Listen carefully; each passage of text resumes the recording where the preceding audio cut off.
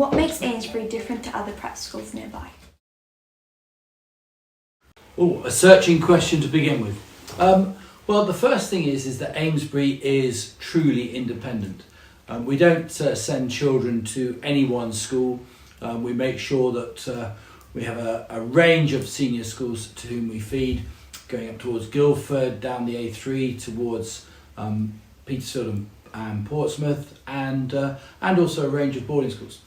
Another thing which I would definitely like to emphasise is how sport and the performing arts, both very well run in their own right, but how they contribute to a real sense of gender equality at Amesbury.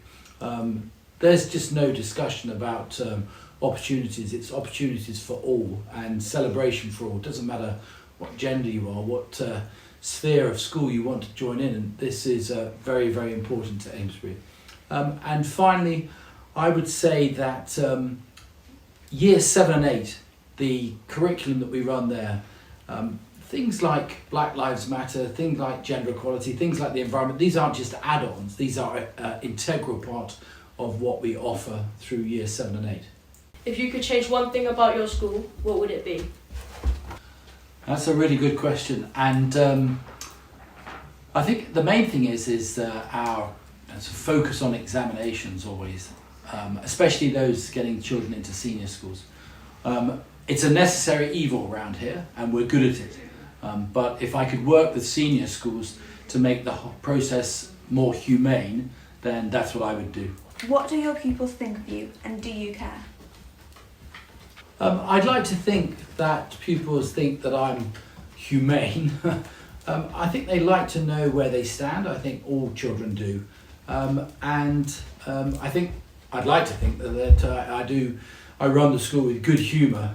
It's not all work and no play. Far from it. I'm a great believer in balance. Do I care what they think about me? No, I'm afraid not. I think it's the case of a leader. As long as they respect me, I think that's the most important. A leader is here to lead. What keeps you awake at night?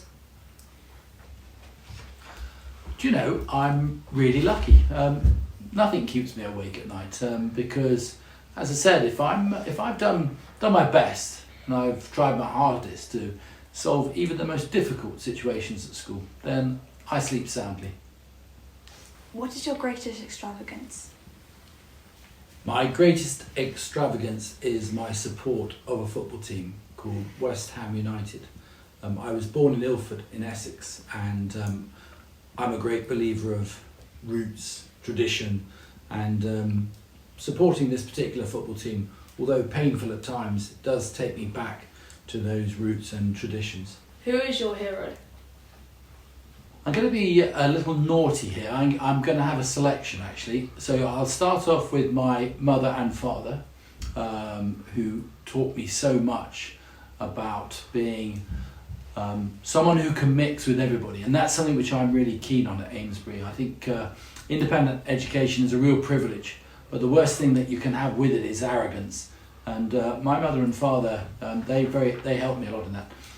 Then I'm going to go with Bobby Moore, who was England's World Cup winning captain in 1966, for the way he lived his life and for what he represented. So I've cheated there. I've got a bit of a selection. What's your favourite joke?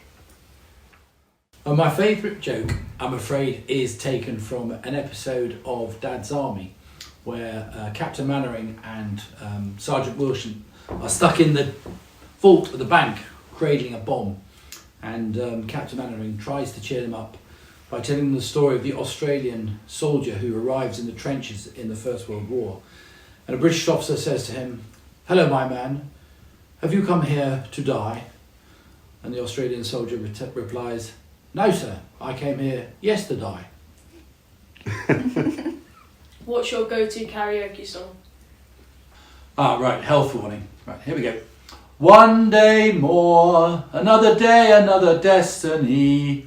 That's probably enough. Or there is another song by Arrivals, which is called Friends, but I'm not even going to try and sing that. What's the phrase or word you overuse the most?